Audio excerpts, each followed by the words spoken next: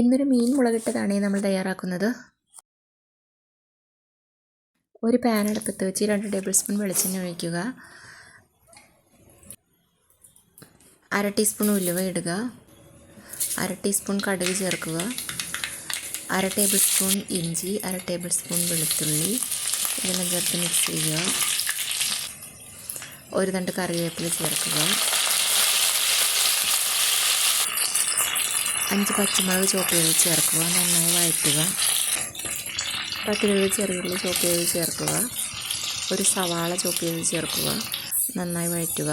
2.5 teaspoon ഉപ്പ് ചേർക്കുക. ഇത് നല്ലപോലെ വഴറ്റുക. ഇനി ഇതിലേക്ക് 2 തക്കാളി ചോപ്പ് ചെയ്ത് ചേർക്കുക. നല്ലപോലെ വഴറ്റുക.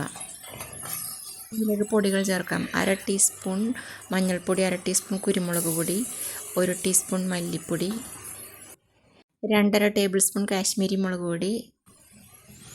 ഇനി 2 കപ്പ് ചൂടുവെള്ളം ചേർത്ത് നന്നായി മിക്സ് ചെയ്യുക.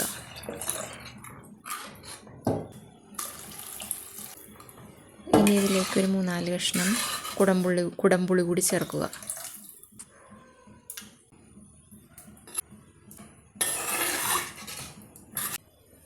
ഇനി ഇത് നന്നായി തിളച്ച് കഴിയുമ്പോൾ ഇതിലേക്ക് മീൻ കഷ്ണങ്ങൾ ഇടുക. അതിനുശേഷം ചെറുതീയിലിട്ട് മൂടി വെച്ച് വേവിച്ചെടുക്കുക. ഇതിലേക്ക് 1 ടേബിൾ സ്പൂൺ വെളിച്ചെണ്ണയും 1 തണ്ട് കറിവേപ്പിലയും ചേർക്കുക.